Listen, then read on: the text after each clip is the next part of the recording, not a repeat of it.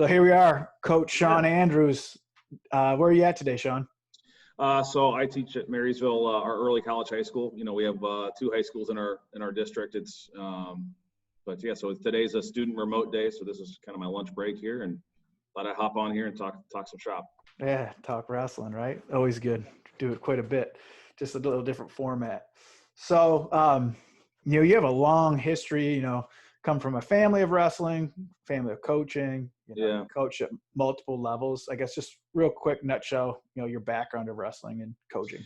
Yeah, so my dad wrestled in high school, and he's kind of one of those stories of like you hope you have as a coach you have on kids, where he happened to be at a summer tournament between his junior and senior year, and he was wrestling a guy who wrestled at Ohio State, and he won the match. And the Casey Fredericks was the coach at the time, came over and was like, "Hey, do you want to wrestle in college?" And he became first generation college student. Like if he didn't go to that tournament and that match doesn't happen, he's probably my grandparents had a flooring company. They installed flooring and cabinets. Really? Yeah. Well, I don't know if you knew the hat I have. Yes, I did know that. Random wearing this hat today, and that's my parents' company. So if that doesn't happen, again, that's before like equivalency scholarships and all that kind of stuff like that. I mean, back then they had more full rides and that kind of stuff. So he offered him a scholarship, and he went to Ohio State. It was 30 minutes down the road from Marysville, and like I said, that kind of changed the trajectory for him and for our family. So, he kind of always felt compelled to give back to wrestling because of that. So he came back to Marysville, and he was a teacher and a coach for 32 years. And so, I grew up in gyms, going to wrestling matches and tournaments and wrestling as a little kid, and then had the opportunity to wrestle at Kent State after I graduated high school, and then coached at Massillon Perry for a year, and then came back as a GA, and that's where our paths kind of crossed that time at Kent. And really, I thought, I had 4 younger brothers. They all wrestled, and I didn't really plan on a lifetime career of coaching. I thought, they got drugged all my stuff when I was wrestling and they were younger. I thought, they were in the high school at the time. I'd come back and felt like I had something I could add and help coach them for a couple of years. And, that was 15 years ago. So when did you know, or when did the kind of light bulb go off? Like, okay, I'm going to coach, or I want to coach, or when do you have a specific moment or? I think in college, I really, I didn't have a super successful college career, but I really still enjoyed just being around wrestling and helping guys and trying to figure out ways to, whether that was being a practice partner and then later as a GA, taking guys to open tournaments and stuff like that. And I found it rewarding to help those guys. Even that year in between competing and coming back as a GA, I had the chance to coach with Dave Riggs, who's a Hall of Fame coach at Massillon Perry, and just seeing how he did things and how he connected with kids, and just I found it to be very rewarding. So, and I still find it to be really rewarding. So that was probably, that end of college when, your whole life you've wrestled, you're like, well, what happens next? Right. And so, as an education major, I ended up student teaching at Massillon Perry, just kind of off chance, and Dave and I connected. And so I had the chance to go in and work with his kids. And that was really probably the moment where I was like, I can see myself doing this. So I was talking with Drew Lashway. He had the chance to be there with Dave, with Coach Riggs. And I guess what's one thing you took away from that experience? It was only a year, but I'm sure you still learned a lot. Yeah. And really, Drew came in after I did, but I'm going to take a journey to get there for a second. No, go ahead. Like if I had one thing I could do over, I probably would have tried to go coach as an assistant for more guys, because I learned so much in that 1 year, right? Like I grew up, my dad was an assistant coach. Bob Williams was our head coach. So I kind of knew that system, right? And then I went to Kent and under Coach Romano and Coach Andresi. And then I coached with Dave for a year, and I just got the chance to see how a high school coach does things differently. He just really, as much as wrestling's a team sport, like he knew how to connect. He knew how to kind of push a button on each kid and get the most out of them. And so it kind of really reinforced this, like, it's not a one size fits all, right? Like you got to know kids, you got to know what makes them tick. And then, like I said, then I came back to Kent and got my master's, and if I could do it over, I would, maybe whether it was stay at Perry for a couple of years or try to get underneath somebody else's, mentorship, just because I think there's just still so much to learn. And right. You always go back to how you were coached, right? In tough times, right? Like when you're not really thinking about it, you go back to what you know the most. And I wish I could have, learn from more coaches. I can relate to that, coming from a small school and then at Kent, and then kind of got away from the sport for a couple of years, then back at St. Mary's, and I didn't have that chance to learn, by the time I got back, my coaches who had been there forever were gone. So I didn't get a chance to learn from them, but I can definitely relate of, the first few years, mistakes and experiences you wish you would have done different. So you kind of learn on your own, but, and that's another reason doing this whole, conversations, Yeah. I want to learn too, continue to learn. So Always. So obviously now you're not only coaching, but you're on the Coaches Association.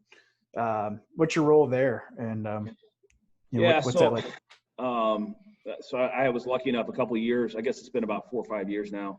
Dominic DeSabato was vice president. So in our state association, you get elected to a leadership position. It's a 6-year commitment. So you're vice president for 2 years, president for 2 years, and past president for 2 years. And when Dom got selected as vice president, that opened up a rep position in our central district coach. So every region has district reps. Right. So when he took an officer position, that opened up a district rep position. I had kind of been interested in doing that. I had served on our local coaches association. I just, I like big picture stuff. I like to see our sport grow. I think it's important to have people who are passionate about leading and growing and continuing to evolve. And so our central district association knew that I was interested in that. And so when he moved up, it opened up a rep position. So I had the chance to serve there as a rep. And then I don't want to say they suckered me into it, but then a couple of years later, the vice president position was open and I got nominated. And so I've just been serving. This is my second year serving in that role. And then next year I'll transition into president's role. Nice. Is there anything you guys are working on or anything, if it were up to you? I know big picture things are slow moving, but you had, snap of a finger, one thing you could change, with Ohio wrestling, what would it be? Yeah, I don't know. I guess I'll answer that twofold, right? So what do we have going on, right? The recent news from Ohio High School that they're going to cancel the state duels. That was an event that the State Coaches Association ran from its inception up until about 8 years ago, 7 years ago. So we feel like there's value in that event, especially not knowing what our season's going to look like. So right now that jumped to the forefront of what we're doing. So we kind of have 3 things in the fire right now, getting the state duels process outlined in terms of how teams are going to participate, where it's going to be. Years ago, each division was a separate site. We'll probably go with that model rather than everybody 8-man bracket. Yep. So we got that going on. Actually, even before that, we're working on a return to the mat document. So we're working with a couple of different coaches and other professionals to say, how do we navigate COVID safely, and how do we advocate to the governor's office and Ohio High School and put some things in place so that we can have wrestling this year. I think everybody feels like it should happen. And so we're trying to take a role there in helping that. And then we're going to host a digital coaches convention, partnering with the NWCA. So those are all things that are going on right now. It's going to be a really cool event at a pretty low cost. We think it's going to be valuable. Last year, Dom DeSabato was really the lead in bringing around the girls' state tournament through our organization. Right, so that was awesome. That was a huge event. So those are kind of the big picture things that we have like irons in the fire. If I could change one thing about Ohio wrestling, it'd probably be the season structure. I think we wrestled too long. I think it's easy to say it hindsight, right? But I think we were only one of 2 states who didn't have a state tournament last year. Now that's not because of COVID, but it is. I mean, it's not, if our season is shorter, if our season lines up with some other surrounding states, well then, we would have gotten through that weekend. And I think our season's so long, we're tied into some contracts with Ohio State in terms of using their facility. It's just not feasible to adjust it in the short term. And there's a lot more to that. People think it's just easy picking up a tournament movie. There's a lot more mat space and logistics. So, but if I could change one thing, I would change either the length of our season. I just think it's a tough sport. It is for kids who are wrestling in the state finals. That is a long season. And it's always the back end. People talk, well, it's starting later. Well, that time between, not everyone's playing football in the playoffs, and people are, getting those workouts in, and you factor in the holidays. It makes it long. So I agree with you that end date. Like you said, one of 2 states, and obviously we're one of the top states in the country. There's no reason we need to be going that long, and it folds over into the freestyle season, right? Yeah, for sure. And I think, coaches coaches look at it through their own lens, right? And so I think there are coaches who are like, well, I want it to shorten it on the back end because I want to go to Big Tens and NCAAs, and those are all valid reasons individually as a coach, but that holds no bearing on, Ohio High School doesn't care when the Big Ten wrestling tournament. No, so, but and Ohio State doesn't care really. So no, and I think we got a lot of really intelligent people to continue to think about how we can do things differently. Mm-hmm. But the fact of the matter is, a lot of people like the event at the Ohio State Schottenstein Center. Mm-hmm. And so if that's an important aspect of what our state tournament is, then we're really bound by what Ohio State says, what they say we can use. So yeah, which stinks. I'll be curious to see if this year, what modifications come out of the governor's office and OHSAA. Like, do we have a shortened season? Do they say you're not starting until after January 1 because of cold and flu season? Mm-hmm. And if we do something like that, how is that received, right? Like if all of a sudden we have a year of not having to deal with Thanksgiving and hydration testing, do people say, oh, that was kind of nice. Maybe we should do that more often? Yes, right. So, no, I hear you on that. And, you touch on one thing, the Ohio State doesn't care where, high school's at. I think Coach Ryan touched on a few years ago, wrestling's one of the few sports, it's not a, I guess, progression. And I think in a way it hurts the eyes on the sport. In football, you have Friday nights high school, right? For the most part, right? Yeah. Saturday is for college and, Sundays for professional. And right now you have, 2-day tournaments for high school, junior high, week duels and weekday duels, and I guess that's one thing I've always thought, it'd be pretty cool to change somehow. Everybody got on the same, that's a huge big picture thing, but everyone got on the same page. This, easier said than done, but, then the kid, okay, then they can go to the Ohio State duel or, watch it remotely or whatever it may be. And I think that's a huge, I think could be a huge pivot point for the sport, but obviously that's a easier said than done, just like the state tournament. So. Yeah, no, I think there's definitely, it's not just Ohio State, right? Like if you're Kent or OU or Ashland or Ohio Northern, all right. And they're dealing with spring break and things like that, those dates and, whatever, basketball. And so I'll be curious again on the college side of things, they're going one semester this year. I think they've wanted to do that for a while. I think, again, this is a logical time for them to give that a try, if they do start in January, do they shorten the season or do they go further in and NCAAs are in April? And if so, what impact does that have? Again, that has nothing to do with Ohio high school wrestling, but just does that change? Does it make it more readily available for if the seasons don't overlap as much? Can high school kids get to watching some college matches? Because again, it's Ohio State's the big marquee one, but being able to go to a duel at Kent or OU or Ashland or one of those small support schools, your D2, D3 schools. And again, it's like the more you go watch it, the more you learn about wrestling. The more you learn about wrestling, the more you like wrestling. The more you like wrestling, the more you're going to put into wrestling. And so, those, I think they call those ignition events where you get kids to go and just watch are really important for growing the sport. Right. You mentioned ignition. I know at Marysville, you guys do a lot of different things and very active, doing, group events, community events. I know you have a legacy project going on right now. Are you talking about that? Yeah. So I got this again. I think there's very few original ideas, right? So, you're always begging, borrowing, stealing, whether that's technique. Oh, you put your own spin on it, right? Yeah. So a guy named Pete Jacobson does a lot of presentations for the NWCA. NWCA put on these weekly webinars all during COVID just to try to connect coaches with something that was going on. And it's an idea that he had, and we kind of modified it a little bit. But the idea is you reach out to your alumni and you have them kind of write it. You give them some prompts to kind of write a letter to current team members. And then now you have this document that kids you present to them digitally, you give them hard copies. It becomes an expectation for them to write kind of at the end of their senior year or shortly before going into the postseason. And, I think everybody loves to win, right? Everybody loves the state title. Everybody wants the league title, all that kind of stuff. But I have found that we've had kids in our program recently who, they weren't even starters, but they got a lot out of being in our program. And having them tell that story and having kids be able to relate to that and say, like, these are the things that I remember, right? Like, I don't really remember that dual meet or that win, but I remember that bus ride, or I remember like that practice where this thing happened. And I don't know, I feel like if there's a way to connect kids to those things that go beyond the scope of a match to realize they're getting something out of their experience, it keeps them engaged longer. And it's, now you're catering to all your kids, right? Like every kid can benefit from the value of commitment, not just the one who wins, who's a state qualifier or a state placer. Right. And it's sometimes you don't realize what you're doing, like you said, in the moment of the bus ride or the after tournament event or whatever it is. So it definitely connects. That's pretty cool. Yeah, and we've done some things like that with our seniors in the past. Like, so I love talking to our teachers at school and stuff, and our humanities and English teachers. And so about 5 years ago, we started doing senior speeches at our banquet, where like we talk all through like the season, like during their 4 years, like it's important to be able to communicate.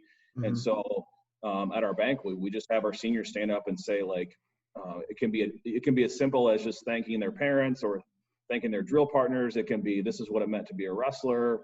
We give them, again, 3 or 4 kind of lead-ins, and they're really cool. They're obviously emotional for a lot of kids, but like, again, it's not just celebrating, well, this kid was a state placer or a state champ. You're celebrating all those kids. They all have a thing that they took away from the program, if hopefully, right? Right. More often than not, right? Right. If they've made it through 4 years. So we already did something like that. So this is just taking those things that we already asked them to do, and now we're putting it in written form. And then now that can hopefully like live on, it can pass on to when I'm not coaching, it can still be there in existence. Now, if the next coach, what they choose to do with it's up to them. But, and in the same regard, like you mentioned, when we talk about girls wrestling, like last year was our first real, like legitimate team. It's kind of interesting to me, like having a separate book for them. Like it's 4 pages, right? Like we've had over 50 years, almost 60 years of wrestling on the guy side of things. So there's a lot of alumni to draw from. And I'm lucky enough that because my dad coached, like I know a lot of those names and I have people I can reach out to. But on the girls' side, it's 4 pages, right? There were 4 seniors. But that's also an easy, a recruiting tool for next year's generation of girls wrestlers, right? Like, hey, here, take a look at this. Read what these girls had in their own words, right? Like, this is what wrestling was. It wasn't about ringworm and sweaty and being tired and being hurt. It's about these other things. And so I don't know. I think the more we try to focus on that, the better we're going to do for our sport, right? Like what parent doesn't want to hear that that's the other thing, right? You can have this book that's digital and parents can read through it. Hopefully, if you're doing things right, your kids are talking about what they learned, right? Like hard work and commitment. And that's a great selling tool to parents, right? Like, hey, your kid's going to come be a part of this. And in this process, here's the things they're going to learn. Right.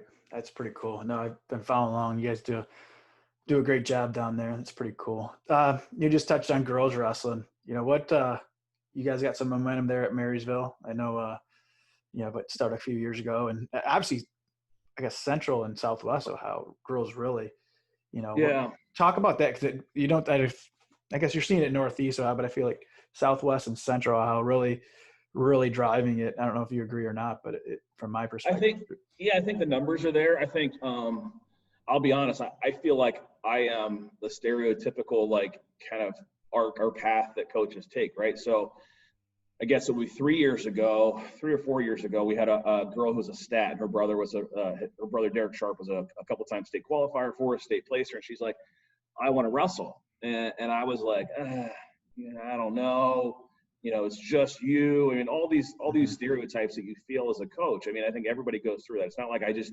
came to the fact of a feeling like, well, girls wrestling's that's something we need to do. I didn't feel compelled to do it, right? And so I kind of said, well, and she was a sophomore. I said, why don't you?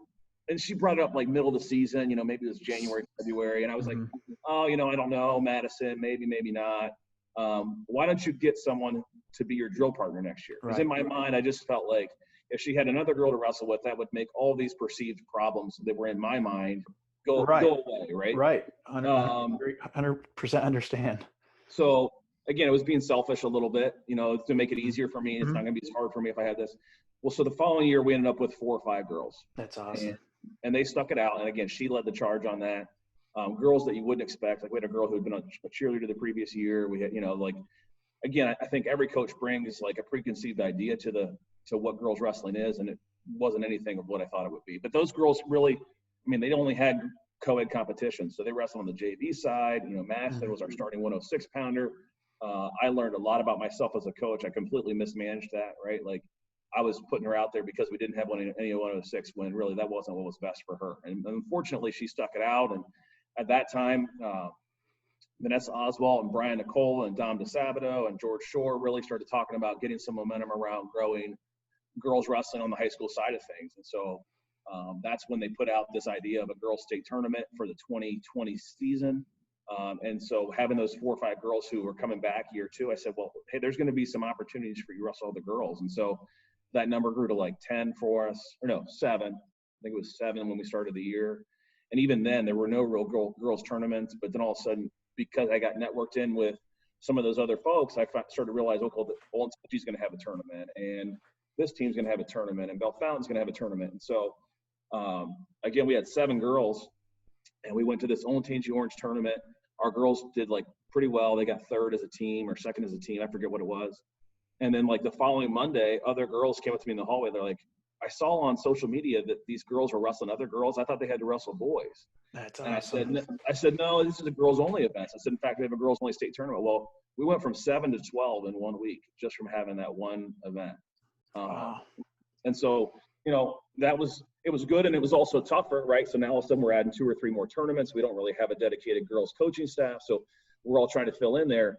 But it was some of the most rewarding coaching. You know, they were just so grateful and appreciative, and for opportunity. You know, especially the ones that had gone through wrestling co-ed the year before, like it's night and day difference. And in fact, 2 of those girls we have are wrestling in college. You know, we have one wrestling at Lourdes and one wrestling at Adrian, and you know, wow, this girl, that's cool. yeah. And so I think we finished up 3rd in the first girls state tournament. I think COVID in general really hurt the momentum on the girls side of things. I think had we been able to have kind of intro to girls wrestling all spring and summer, I think you could have gotten some girls to come give it a try in a low risk environment. You know, now as schools they're not in person every day. You have to really want to do it to come back at 3 o'clock in the afternoon on a day you're not in school to give it a try. But I think I'm hopeful that, you know, even if this year's a hiccup, I think the momentum's going to grow. If you look around nationally, you know, it's unbelievable. And on the state side, Ohio has partnered with Wrestle Like a Girl, which is a national organization working to help sanction girls wrestling. I think Ohio High School is certainly open to it and wants to know more information, but again, financially, right, got to make it work. Couldn't be a worse time to try to add. Right. So, well, next year's Olympic year, you know, I think, you know, Helen Marillis, that was a big, you know, igniter too. So hopefully, you know, that's you know, Olympic year. Hopefully that helps. And, you know, definitely you guys are, like I said, doing some good things in Central and Southwest Ohio. You know, very cool to see that event last year. Yeah. You talked about Setback as a coach. You know, it sounds like she was a pretty unique girl as far as getting it going and things like that. But you have any other setbacks that you realize, like, man, I guess that worked out in the long run? It actually kind of catapulted you to something else, or you learned from? I don't know. Like thinking about, I don't know if I would say like that there are setbacks that I think, well, X happened and that created Y. Mm-hmm. But I do think it's really important to continue to like reflect, you know, like I think I've done a better job, even if it doesn't show up in results. I think I've done a better job in the last, in the second half of what I've been coaching, because in the first half of really like reflecting and not just doing something because I've always done it that way. Right. Like, right. You know, you don't want to have you're not always in a flux of change, but you're always in a time of reflection and saying, look, okay, why did that work? Why did that not work? You know, and trying to tinker and change not too many things at once. But I think early on, I just always did things away because that's how we'd always done them, you know, and I think time has given me a better perspective to say, okay, well, maybe we don't need to wrestle all of these 2-day tournaments, or maybe we don't need to go a full 2.5-hour practice, or maybe it's okay to not, you know, we lost a couple dual meets last year because I could have thrown out a guy who was a freshman who would have got pinned, or maybe he could have fought and got tech fauled, but like it wasn't right for him. It was right for him to go to a JV tournament. And so even though we lost some duels early in the year because the lineup wasn't exactly where it was going to be, that was better for that kid in the long term. And so those are, I guess, that wasn't really a specific answer, but just no, it makes sense. Be willing to change. Willingness to change is important. So do you anything you and your coaching staff do post tournament, post dual meet that, you know, kind of makes an impact, you think? You know, is there anything you guys do on how you reflect? I think I wouldn't say we have like a systematic approach. I think everything just takes time, right? So like we did a couple of years ago, we tried to like assign coaches to kids to write specific feedback and give it to them on, send it to them over the weekend, have them ready to come in and look at it on Monday. And it was really, really good, but it was also really time consuming. And then it also made practice on Monday, everybody was all over the place because they're looking at their own feedback and not necessarily holistically. But we do get together and talk and look at like, hey, what did we do well, right? Regardless of win or loss, right? Like you can, again, it's cliche, right? But you can wrestle your best match and not win, or you can wrestle like crap and hit a headlock at the end and win. And so it's like, which of those was the better learning opportunity, right? And so, again, it's cliche to say, focus on the process, but so much of it, I think you look at how are you wrestling, not necessarily whether you won or lost. And I think kids have a hard time with that. So the more you talk about it all the time, then it starts to sink in a little bit. But looking at how you wrestled in duels, looking at end of match situations, how things happen at the edge of the mat, those type of things, I think are kind of some of that tactical stuff we really try to early on in the season bring back and say, okay, here's something we're doing as a group, or go and talk to a couple kids like, hey, here's how you mismanaged this situation, or here's what you did really well. Okay, cool. No, it makes sense. Do you have a number one or a unwritten rule of wrestling? What's something out there in wrestling that's kind of an unwritten rule in your eyes? I think, I think the unwritten rule is that wrestlers are supposed to handle themselves with class and dignity, win or lose. And I think that I wonder if that is people think of that as like an older generation of coaches or athletes, but I think it still exists as an unwritten rule because I think people notice it when they see the opposite, right? So like it's an unwritten rule, so you don't notice it until it's broken, right? So when someone is overly flamboyant or someone throws a fit when they lose, like it stands out, right? But like, part of what we're doing as wrestlers, it's a battle. It's not war, it's not violence, but it's a combat between two people. Right. And so win or lose, like there's very emotional. Yeah, there's this expectation, win or lose, to like conduct yourself in a certain way. And that doesn't mean I'm not for celebrations. That doesn't mean that you shouldn't be completely unemotional. But I think that's the expectation. So then when you see the opposite, it stands out. Right, that makes sense. You're pretty active on Twitter. I like what you put out there. Any favorite wrestling follows on social media? For different reasons. I really like John Reeder. Like he has a daily Twitter post that's like, it gets you pretty fired up. I think it's good common sense motivation stuff. Sometimes I wonder the long reaching impact of that, right? Like retweeting it or seeing it, like it sticks in your mind in that moment. But unless you put it to action or make it connect to something. I was actually listening to Dave Kroll. I don't know if you know Coach Kroll at Nazareth, PA, but one thing that he does that I'm going to try to implement this year is they end practice with something about fundamentals or philosophy or something that doesn't really even have to do specific to wrestling, whether that's character development or focus on hard work. And I think sometimes, and it's intentional in his practice plan, right? And so I think sometimes by the time practice is over, our guys are so tired. We're looking at, okay, youth is coming in next, or I got to get home or whatever. It's like, okay, hey, good job today. See you tomorrow. Break it out. See you later. And sometimes we miss those teachable moments to either start practice with or end practice with, where you're bringing in some of that stuff that maybe you see on Twitter that sparks an interest, but it just really kind of dies there unless you make it a point to talk to kids about it. So yeah, one thing I don't do this as a coach, but I thought it was pretty cool. Back in the day, when I was in high school and we had a pretty successful team, we'd end practice sometimes. You'd raise your teammate's hand, and it was a kind of reminder. That's why we're doing it. We just put the hard work in. That we're putting this hard work in. Do it before practice, after practice, but we're putting this hard work in to win. Sometimes in practice it stinks and it's a horrible day. Whatever it is, but it's like we're doing this. Obviously, we're building men, but to a high school kid, kind of set their mind right. Yeah, I'm trying to get better to win. But sure, that was something that stuck with me for a while. But do you have anything else? Yeah, would be. We kind of talked about a lot here. I didn't know if you had anything else. I know we touched on a lot of different.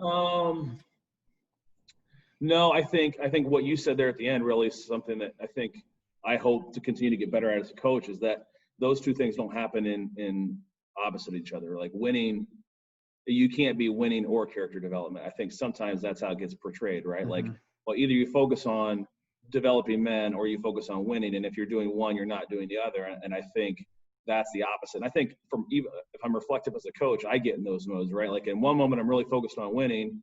And the next moment I'm focused on, developing character, and those things don't happen in isolation. And so, again, I think that's for me, young coach versus now is I really trying to focus on both. But again, your actions are like, what do they say? Like what's the phrase? Basically, but whatever you support is what you enable, right? Like, right, so right. Whatever you focus on is what you really believe, right? So if you say in one breath, I care about like character and those types of things, but then all you talk about is winning, then you're not really practicing what you preach, right? And so finding that way to find that balance of like, hey, we're here to compete and to win. And in that process, we're going to learn these things about ourselves, but it's not like, having class means that you're okay with losing, right. It's just, and so finding that sweet spot as a coach, I think is a challenge. And I try to remind myself of that. Yeah. I forget what quote it was. It kind of ring, in that same vein, it asked what kind of team you have, what kind of, wrestlers or players you have. He's like, ask me in 20 years and I'll tell you, you're talking about what kind of people he's developing, not we're state champions, whatever. It kind of makes a lot of sense. So, but no, Shawn, thanks for your time today, man. Always good to talk to you. I'm sure I'll be talking to you soon. Yeah, I appreciate it, Jared. I mean, again, I think, we got to continue to develop promoting ourselves as a sport. I think you've always been really, really vital in doing that and the career path you've chosen. And, this is just one more platform. I think about, all the stuff you mentioned, Zeb, early on, all the access he's given people to wrestling and wrestlers. He does awesome. Right. We take for granted flow and track wrestling and rockfin and everything else that's like emerging. Right at our fingertips that we didn't have growing up, right? You and I growing up, we didn't have it. So if we're not 10 years ago, right? Like 10 years ago, I think was probably 2010 was right around when Zeb first started covering the state tournament with flow. It's like, that wasn't that long ago. And yet, it's just wrestling's a lifetime difference since then. So I think it's just kind of those early innovators and early adopters just got to keep pushing and it's only going to make the sport better. Right. The tools are there for us. Just, I think we're on the right path. Got a lot of good people in Ohio and across the country in the sport. And, we're all pretty fortunate, pretty blessed. So, all right, hey, Shawn. Thanks for having me on, Jared. All right, Shawn. We'll see you.